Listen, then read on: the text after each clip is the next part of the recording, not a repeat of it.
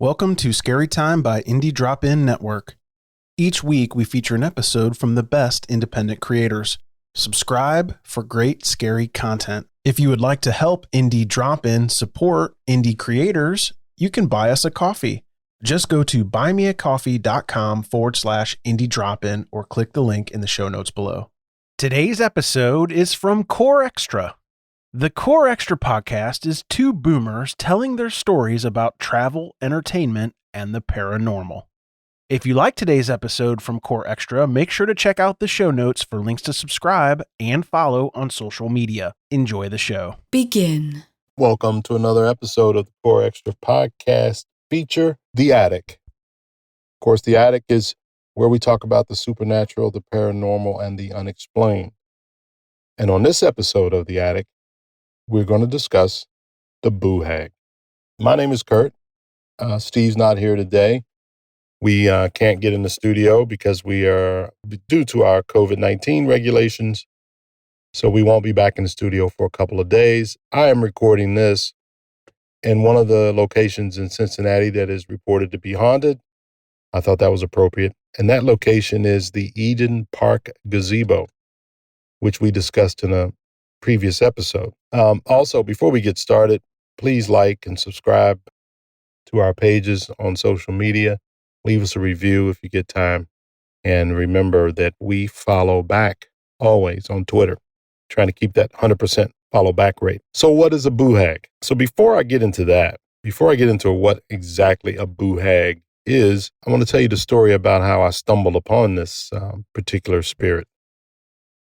So every year, we being my wife and I, go down to the low country area of South Carolina and Georgia, Hilton Head, South Carolina, Savannah, Georgia. We go down to that area and we stay for a few months.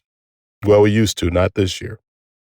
So while down there, I started to learn to play the guitar, and I was looking for a practice guitar, just a cheap guitar to practice with. Didn't have any luck finding any, so I decided to go to some bars and ask members of bands, hey, where can I get a decent guitar? One guy, one night, we were in Hilton Head listening to a band, and there was a guitarist up there, and he's playing, so I went up and asked him. I said, hey, I'm looking for a guitar. And he said, well, you can try here, try there. And another band member said, let him play your boo hag guitar. So I looked where the band member was gesturing, and there was a guitar, one of those cigar box guitars, right? With 3 strings, square wood, looks like a cigar box. And the guy just kind of chuckled, and he said, yeah. That was kind of the end of it. Didn't think any more of it. Subsequently, I started searching for a boo hag guitar, right? Because I'd never heard of it, don't know what it is, but I started looking for one in various pawn shops. Everybody kind of responded funny, like they didn't know what I was talking about.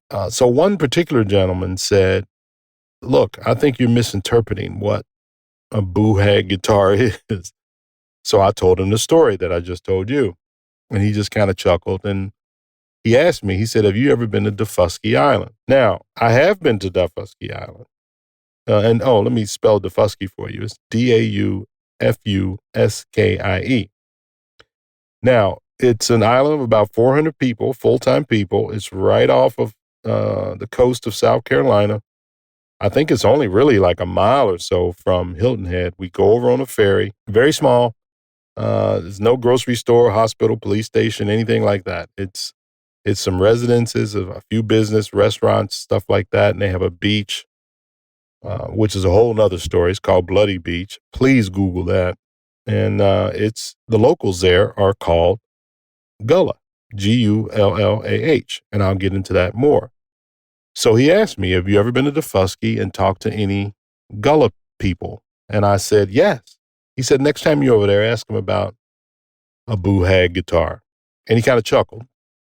I left it at that. No big deal. I ended up buying a guitar to practice with. That part of it is over. I buy a guitar, just a regular acoustic guitar.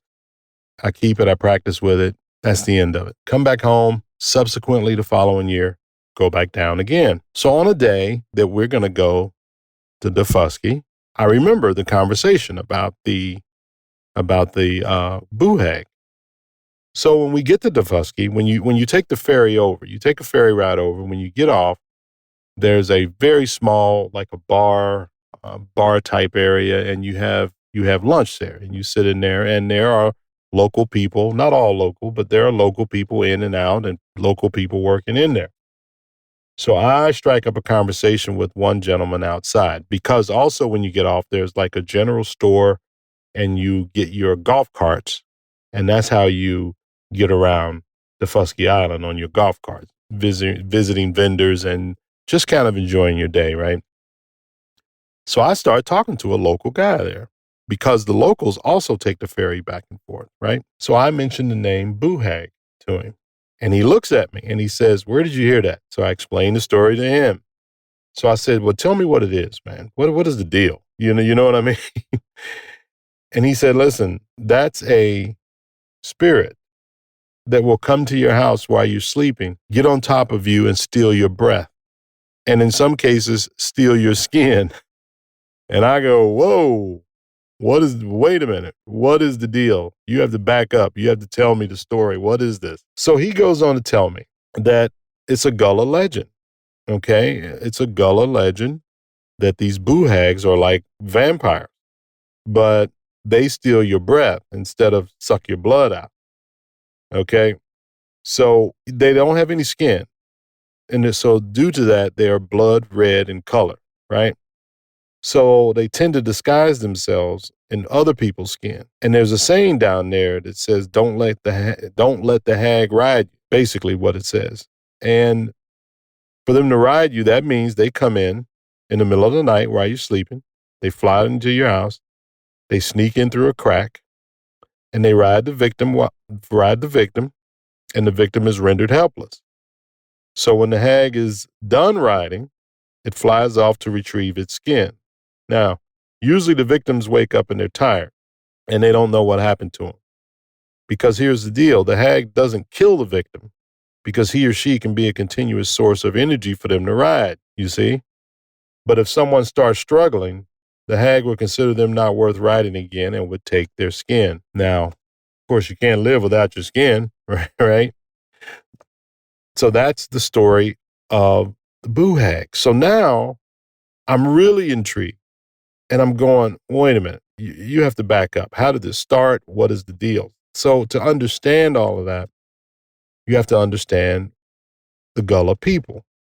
Now, I do want to point out, before I go any further, that in South Carolina, these particular people are called Gullah. In Georgia, it's called Geechee, Geechee. So as we go along, or if you read any more about this, Gullah and Geechee are interchangeable. They're the same group of people. So all total, there's only about 200,000 people who can legitimately call themselves Gullah or Geechee. Okay. Now they come from West Africa, and have their own language, own culture. And the language, when you hear it, is almost like Jamaican. So sometimes it's hard to follow if you're not used to listening. And when I was talking to this gentleman, it was not hard for me to follow, but interesting to follow, because I could piece together what he was saying. And then he taught me some of the words and how to understand what was going on. But now the Gullah are known for preserving more of their African linguistic and cultural heritage than any other African American community in the United States. And here's some famous people who have Gullah backgrounds, right? It's Darius Rucker from Hootie and the Blowfish, Jim Brown, the great Jim Brown, Michael Jordan, First Lady Michelle Obama, Justice Clarence Thomas, Joe Frazier, and even Dan Dreesen, who used to play for the world champion Cincinnati Reds, our Reds, a little local connection there. Okay, so a lot of people that you've heard of, and many, many more. There's many, many more scholars and accomplished people throughout the United States and the world that have Gullah background. So he's telling me, he told me about the story. And of course, me being me, I'm like, look, you need to back up, because this didn't come out of nowhere, that all of a sudden they start talking about boo hags. I need to know what's going on. We kind of chuckled, and he said, all right. He said, look, let me break it down for you. So he said, whether it's folklore or legend or whatever you want to call it, is the Gullah people believe that humans have a soul and a spirit. And when someone dies, a good spirit will stay behind to watch over the family, but the bad spirit, a buhag, will steal energy from the living as they sleep, which might explain why you slept through the night but woke up feeling exhausted. You see what I mean? And again, like he said, they're described as bright red, skinless, protruding blue veins, and there's various interpretations of what they look like. But one thing he told me is very important. If you ever wake up and a buhag is on your chest, don't fight it. Because if you fight it, they feel you unworthy and they may just steal your skin. So that way, the buhag can go around disguised in your skin. You see? But before finding a person to steal energy from, they hide their stolen skin, which plans to return to it by sunrise. So this is how it ties into the vampire lore, is that, again, the buhags will only come out at night, only come in your house at night while you're sleeping, steal your skin. If they determine they're going to steal your skin, they'll steal it. They return it by sunrise, and by sunrise, they're gone. I thought it was interesting when talking to him that the correlation with the vampire, I said, well, a lot of vampire lore will tell you vampires can't go over running bodies of water. They can't come into your house uninvited. But the buhag seems to come into your house uninvited, and water was never even an issue. So I thought that was interesting how the two things are the same, yet they're also a little different. That led me to ask this gentleman, what is the deal with this buhag guitar? How did I get this confused? And he said the situation probably is this. There's a color of paint called haint blue paint. Haint is Haint.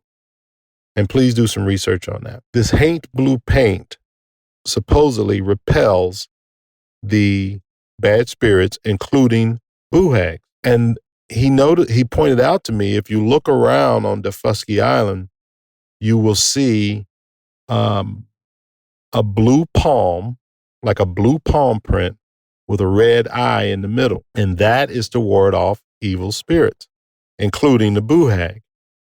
Now, it's funny when he said that, because on previous trips to Defusky Island, I actually saw these markings, but I didn't know what it was. To be honest, I've seen keychains and things like that. Of course, we have to commercialize everything. So when I saw that, I just thought it was a design. I didn't pay any attention to it, and I never asked anybody what the deal was. But that is what the situation is. That is to ward off evil spirits. And I also thought it was interesting that when I talked to this gentleman and a couple of other people, they said it wards off evil spirits and buhags. So they made there was a clear differentiation between just general evil spirits and buhags, which I thought was interesting. And quite frankly, I didn't ask him to elaborate on that, but I wish I had it. So probably in this guitar, there was the artist put a little strip of haint blue paint, and maybe in his mind that when he plays the guitar, he's protecting himself against evil spirits. Now I wish I had known that, because I would have asked him, what made you put that in there? And is this just something that's done? And I don't really know the answer to that. I was told also that there's several ways you can ward off the buhag, but none of these ways to me seemed a way to stop them from coming after you totally or forever. It just seems a way to protect yourself when you're in the house. So let me give you some of the ways you can protect yourself from a buhag. So again, it seems like the most common way to protect yourself is to use haint blue paint, because it repels the buhag. A lot of people paint doors, windowsills, window frames, door frames. But you have to remember, they're very sneaky, these buhags are, and they can slip in through cracks and crevices and even through keyholes. Another way that's supposed to repel buhags is keeping a straw broom in your bedroom. Now, for reasons that I wasn't able to determine, these boo hags have to stop and count every single strand before they steal your energy because they're naturally curious. That's also the reason to keep a strainer, a regular kitchen strainer, on your doorknob so they'll count and stop and count the holes. Now, it could take them all night to count the bristles and holes, making it impossible for them to get back to their skin before sunrise. And if they can't do that, they'll be destroyed. That's the logic behind that. So I said there's no permanent way to get rid of them. Now, so you might be thinking, well, you destroyed one, so that's it. Well, maybe, because I couldn't find anywhere that if you kill this boo hag or destroy this boo hag, other boo hags will leave you alone. I couldn't find that. And I couldn't find why they target certain people. And I guess the same can be said about vampires. The vampire legend anyway. You hear certain things about, well, vampires target this person, that person, but I think a vampire will just eat whenever it's convenient for them. But I couldn't find how the boo hag targets people, or if there's so many boo hags in one area, or if you live in the Low Country, South Carolina and Georgia, and you move to New York City, do you still have to protect yourself from boo hag? Will the boo hag only attack people in the Gullah region or in the Gullah culture? I could not find any of this.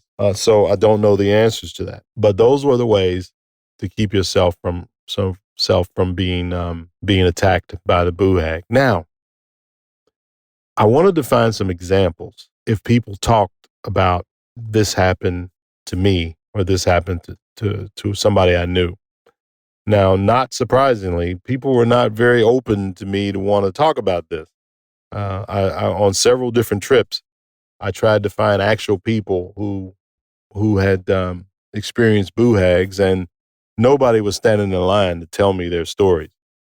People didn't like to talk about it. At least I can say they didn't like to talk about it to me. So I don't know if a local person was talking to them while on Defusky Island or Hilton Head or Savannah, if they would be more open.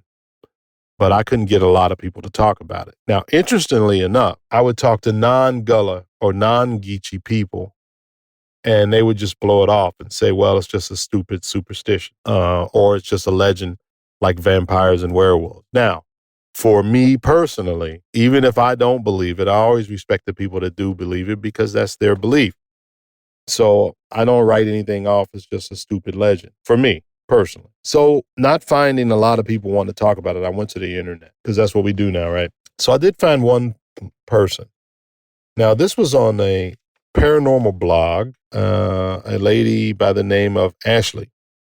I won't give her full name, but here's what she said. She said, I think I was visited by a boo hag. I was lying in bed one night and I felt my breath leave me. I heard a weird moaning gasp sound accompanied by this feeling of not being able to breathe, and woke up to a disembodied old hag face that faded out and disappeared as soon as I looked at it. Now, I don't know this person. I didn't try to contact this person. I don't know this person's background, but according to them, they've been haunted or visited by one of these boo hags. Now, when you listen to how the boo hag operates, you get the sense that it's like the sleep paralysis that people dealt with. Now, I can tell you on a personal note, I have never been visited by anything that I thought was a boo hag, but I've had different dreams or different experiences where you ever have that feeling where you can't move and you're tied down in your bed, that sleep paralysis they talk about. But one interesting story about that happened to me is when I was a kid. Now, I had to be about 10 years old. I was having one of those dreams, right? Where you can't move, you just paralyzed in the bed, and whether it's a creature or a monster, you don't really know as a kid. But this one particular time, I had one of those dreams or experiences, and the person that was walking into my bedroom in the dream or in the experience where I couldn't move was a vampire. But the part that was interesting was it was a female vampire. It had on the Bela Lugosi look, with the long cape and that, because that was my image of a vampire back then, right?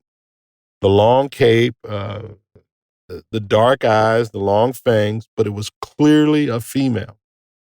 And at the time, I thought it was strange because I didn't know female vampires existed. Again, I'm a little kid, right? And I can't move. So now when I'm hearing about these boo hags, which are similar to vampires. Well, wait a minute. Let me stop there. Clearly, I survived this and I didn't get my skin ripped off. But when I'm hearing about these boo hags visiting people, the first thing I thought about when that guy was telling me, I was thinking, wait a minute, I had a female vampire visit me, even if it was in my mind, and I couldn't move. I was paralyzed in one of those sleep paralysis things. So maybe back then that was a boo hag. I don't know. I mean, I had no connection to South Carolina. I have relatives that were from Georgia around the Atlanta area, but I don't know. Maybe it was. So when I heard, like I said, when I heard this, that's the first thing I thought about is, oh man, I was visited by a female vampire. That doesn't mean it's a boo hag, but it's certainly some correlation there. I mean, to the entities, not necessarily to happening to me. While in Hilton Head in Savannah, I never had any experiences like that. I've never saw anything creepy or heard people tell me a lot of stories about creepy things, even though I've been to Defusky Island a lot. But I can tell you this about Defusky Island. When you're over there, and I cannot describe it, and this is why I suggest everyone stop there if you can to take a tour. It's a whole different feeling you get over there when you're there. I'm not telling you it's a bad feeling. And I'm not telling you, but it's a relaxing, calm, safe feeling.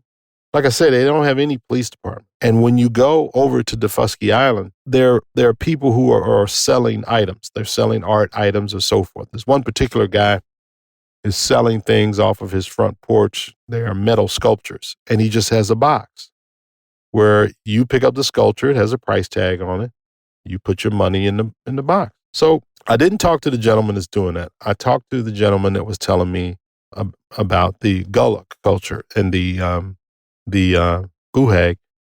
And I said, aren't people worried that you'll steal, that the people will come here and just pick up their items and just walk off the porch and not pay for it? And he looked at me very matter-of-factly and said, this island protects us. We're not worried about anybody stealing from here. Now, take that for what it's worth. Or, I can't put words in his mouth. I can only tell you what he said.